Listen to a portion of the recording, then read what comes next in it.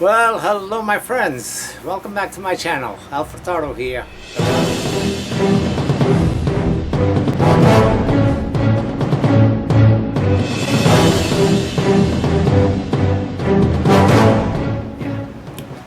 Well, hopefully on this one I'll have a little bit more luck than I did on the last one.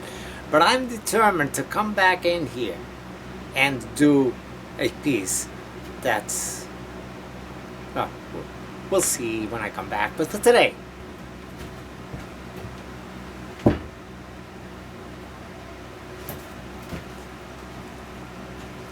this is the project for what I got here. What I got here is a piece of pepper tree that I cut down yesterday. And it's 7 inches length, about 8 inches, 9 inches diameter this way to the tallest point. And that's how I'm gonna use it, is from mounted sideways. Let's get started. It's easier than talking. Now, looking at this, what I want to do is, I want to get the part that's the widest to be the top. And what I'm going to make out of this is a side grain vase. So, to mount it, pretty much I slam it in on the center point of where I think is pretty close to the center point, and I believe that's pretty good. It doesn't have to be dead on. I see this so many times. You know, I'm not over here to be putting calipers and figuring out with something that really doesn't matter where things end up. As long as, okay, but what does matter to me is how heavy something is to start off with when it doesn't need to be. So back up the life center a little bit and raise it up on the area that is heavy. And it's still a little bit bottom heavy here, which is understandable. But I want to balance it off a little bit more. I'm not looking for perfect balance, but I am looking for something that's going to be pretty stable. And that right there, that seems to be as stable as it's going to get. Now this has some wormholes going right through the pit, all the way through. I'm sure that it comes out on this side as well. It's got some really funky stuff in here, but I'm not going to worry about that. I'm going to leave that as part of the profile, and I might do a filler at the end. I'm not sure. Let's see how things go and how this is going to turn. The goal when I got something like this is not to come from out here and start beating up on this, because it's going to break off the bark, it's going to go all over the place, it's going to flake back, all kinds of stuff. But if I go from this side and work it out, then I'm working with the grain and making life a lot easier to what I want to do. I'm going to start turning this more or less to the shape. I don't want to interfere this middle over here because I want it to be a natural edge top vase. So I'll just work it basically from here. And on the bottom, because that's the bottom, I actually should have flipped this over because I want to make a tenon as soon as I can. And being up here, well, I want this to be the top because it's the flatter part. This one is too pointy. Although it will work either way. Yeah, it will work either way. But generally, whatever the top is going to be, you want to put that towards the headstock at first when you're in between centers, so you can make your tenon right away on what's going to be the bottom. But on this case, I really don't think it matters that much. I think I'll be fine with this one being the top over here. Actually, we'll give it a little bit more of a flare down and it will actually work in my favor. So I'm going to go in here, start throwing this up, making more or less the shape that I want, and make a tenon on this bottle.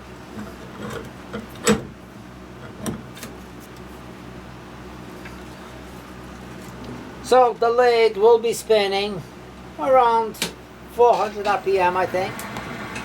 I'll see how that goes. That's 500 RPM, so that's fine.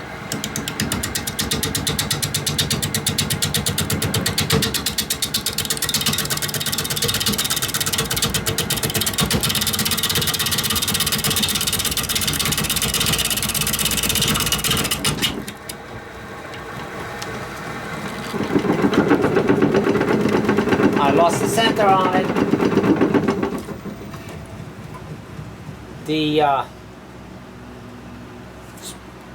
bird drive kind of just ate through the bark a little bit.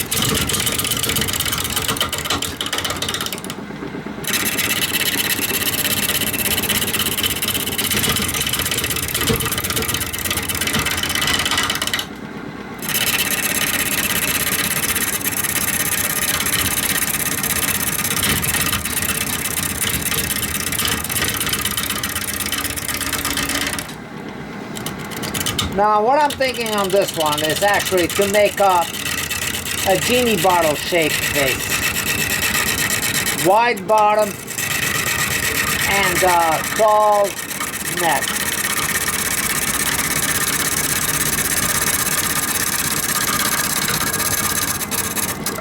Make the tenon back here.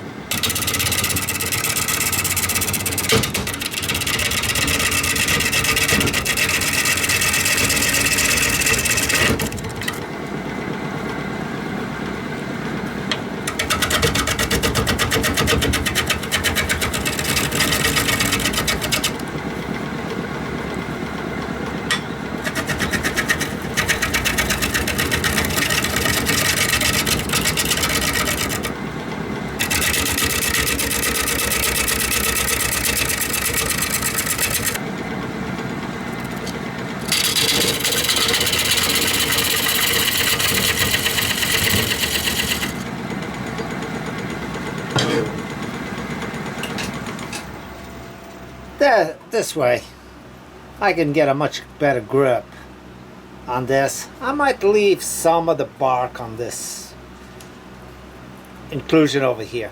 I might. So let me see.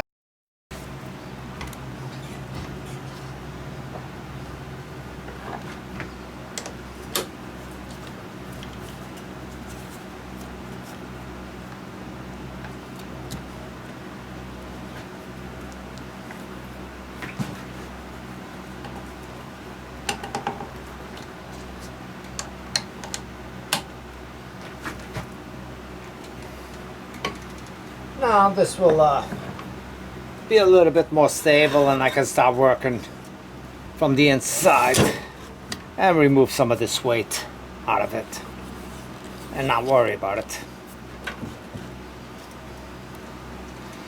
So I'll work it from the top down, start making the neck shape and the shape, and then meet up to the bottom.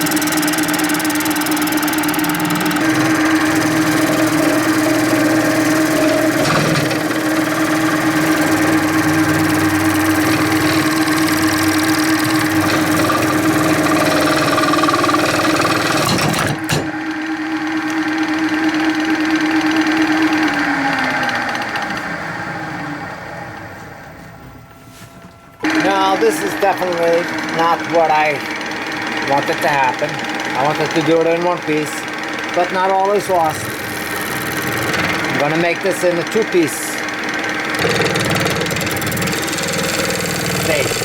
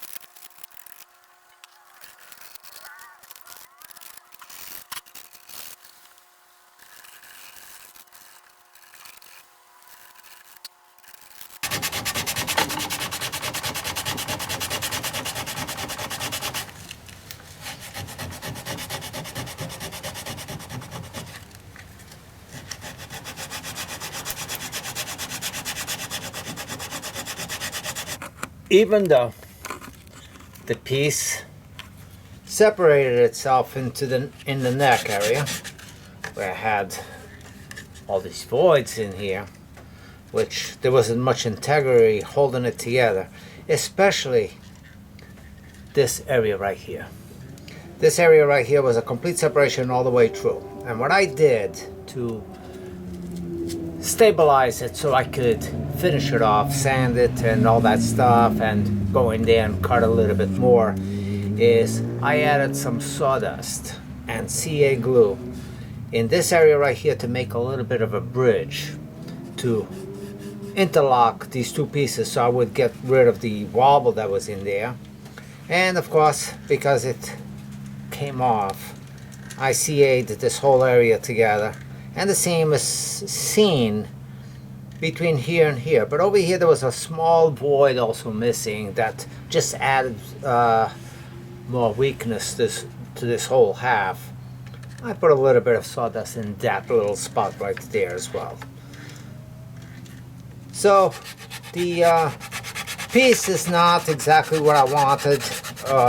The fact that the neck broke off. And prior to even starting this piece, I was considering doing something different, but I wanted to challenge myself a little bit more than I should have, basically. And the challenge was to do it in one piece, which did not work. But it's been many cases where a lot of wood turners, what they do on something like this is they will split it and part this out at different points. Whether if it was here, whether if it's here, that doesn't matter. It depends on what you wanted for the design. They'll split it and hollow it out the two separate halves and then put it back together. On my case, I was considering putting it back together with a little bit of accent color going all the way through. Now, I could have even done it in a 30-degree, 22-degree angle cut on this and put a piece of laminate in there, and it would have been okay, and it would have been a little bit different. But like I said, I wanted to see if I could go in here and do it in one piece. Not the right piece of wood to do it in. Not with these voids anyway. Hadn't those voids been there, I'm pretty sure it would have been tough still, because it is a hard turning. You do have a long reach in there, but it would have been, it would have had a much likelier chance of success than doing something like this.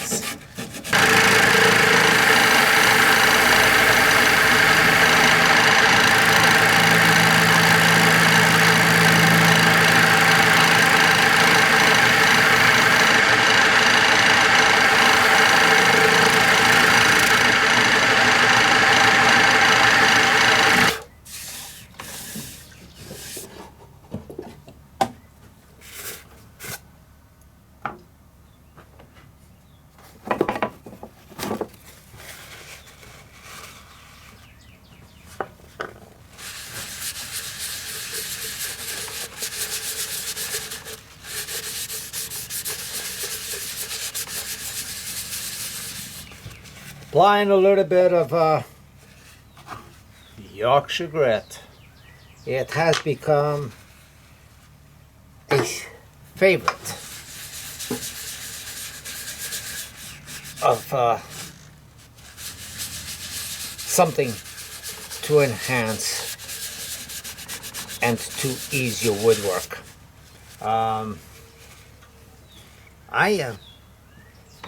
I'm simply amazed by this product, really. I mean, prior to this, I would spend a lot of time sanding and sanding sealer and wet sanding, and to achieve the looks. And with this, since I've gotten this, sometimes I don't go beyond 120 sanding, which is not the recommended. Again, that's me for my own personal preferences. But if you go to the recommended, I can't even imagine, to the 300, 320 grit, and then apply this.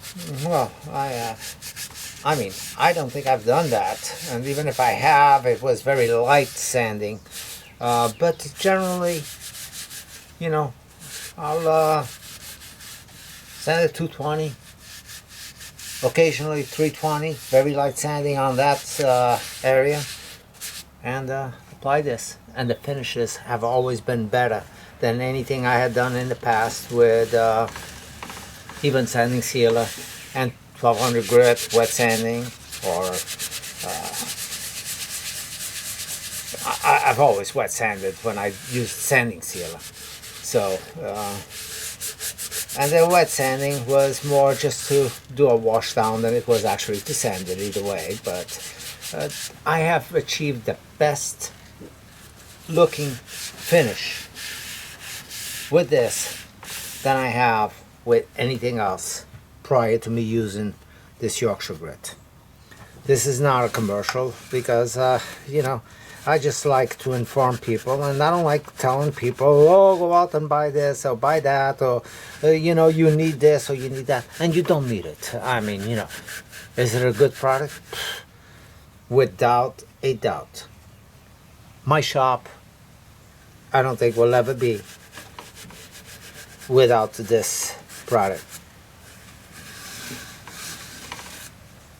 So here it is. Just applied it a little on the thick side, and this is ready to be sanded. I start with the lathe a little bit slow, and then I increase speed as I see it. It doesn't take me that long. It takes me basically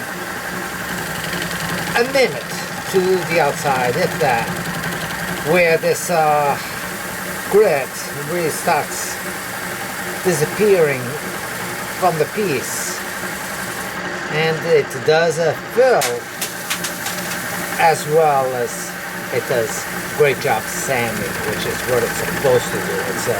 It's a sanding aid.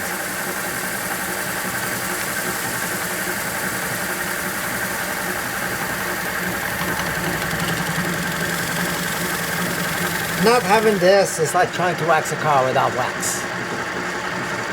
You know, and just trying to bring the color back or whatever without the proper tools.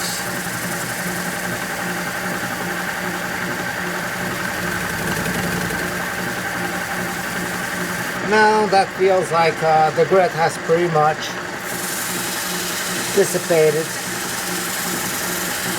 So speed it up.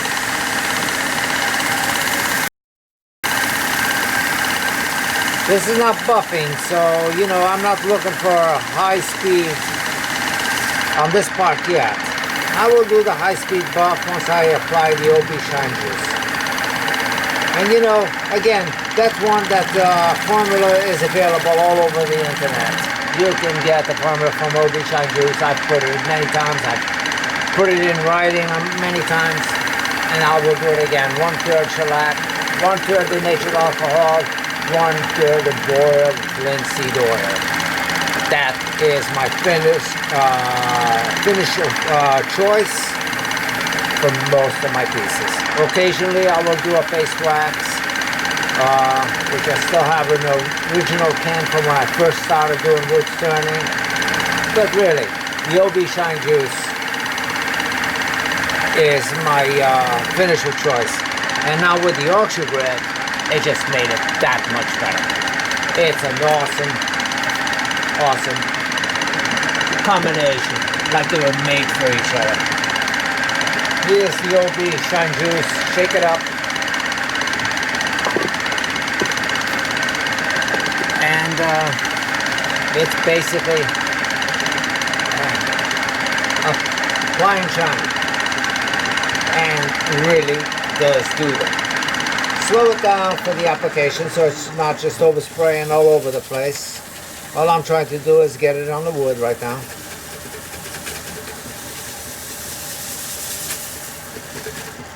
Can do it stopped as well. Just make sure you get it everywhere.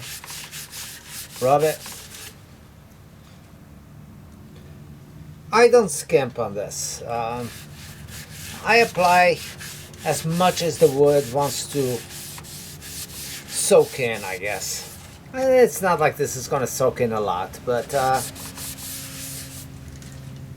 this pepper tree, I've cut a couple of pieces that were somewhat disappointing in, but if it has activity in it, for some reason, or it's already the nature of the wood that has all these wood grains, must be a little bit sweeter to the insect. So I don't know which is which. I don't know if it's the insect that makes this happen, or if it's the other way around, or the tree has its natural characteristics, but it establishes the best looking colors. Greens, yellows, browns, into reds in the wood. Really, really has been an amazing pieces of wood out of this Brazilian pepper tree. Here in Florida, we just call them pepper trees, but I looked it up, and it's in fact is a Brazilian tree. So the authentic name is Brazilian pepper tree, and it's a wild bush over here that overtakes pretty much all the natural vegetation around it. I think it was important to control erosion at water edges. Not a good tree in Florida because it's everywhere. The state spends millions of dollars trying to keep this under control and eliminate it, and they encourage you to get rid of it if it's in your property, but it's almost impossible to get rid of. Huge root systems. They're huge. They can be pretty big. I mean, in my own property, I have some stumps like this one. This one was from a smaller stump, but probably 7-8 inches diameter. But if you get to the base of the whole bush, whatever you want to call that, where it branches off, it starts off initially as one, I guess. You can get them 12 to 14 inches diameter. And I have a couple of root balls in my yard that are like that. In the backyard. They're not my yard per se. But I have all the abundance of this Brazilian pepper tree if I want. And not all of it has these colors. Like I said, generally it's after they've been cut for a while, bug infestation present in the tree, or I've got, I guess, one limb that specifically I went to it because it was nice and clean.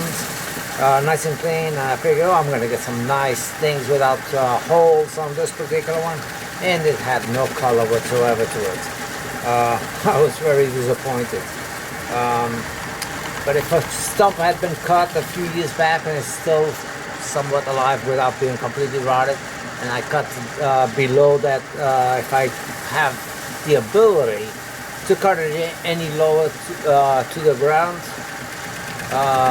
closer to the ground, and it's been sitting there for years, that's where the magic is. All the color will be in that piece.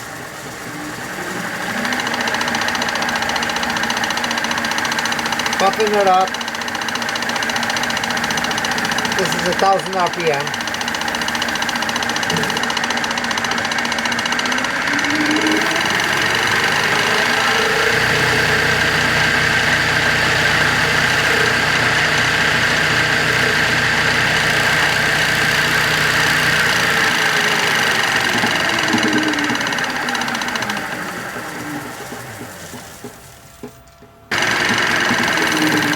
It's an idea.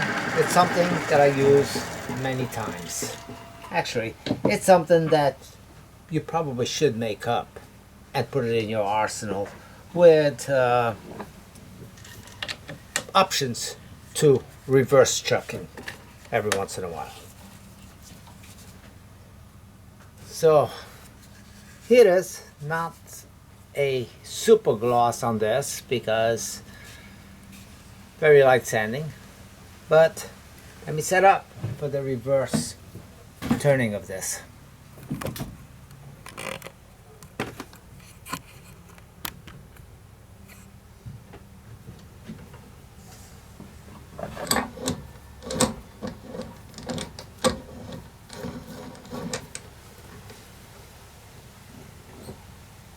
So one of these, either this one or the next size up, should do the trick.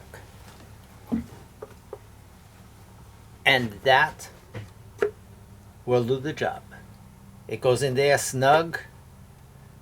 It's not going to be to hold the piece per se, but it's good to get the center of the piece and to stabilize it.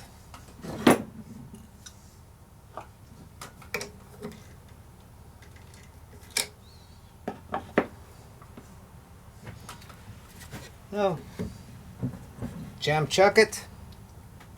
Hopefully I can find this